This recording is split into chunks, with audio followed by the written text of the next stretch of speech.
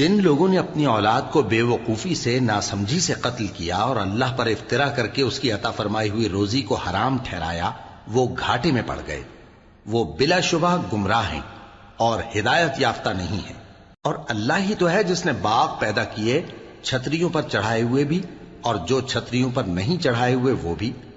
اور کھجور اور کھیتی جن کے طرح طرح کے پھل ہوتے ہیں،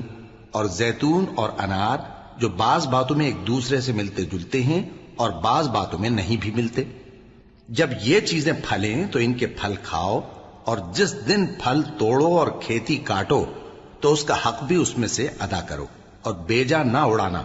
کہ اللہ بیجا اڑانے والوں کو دوست نہیں رکھتا۔ اور مویشیوں میں بوجھ اٹھانے والے یعنی بڑے بڑے بھی پیدا کیے، اور زمین سے لگے ہوئے یعنی چھوٹے چھوٹے بھی۔ پس اللہ کا دیا ہوا رزق کھاؤ اور شیطان کے قدموں پر نہ چلو، وہ تمہارا کھلا دشمن ہے۔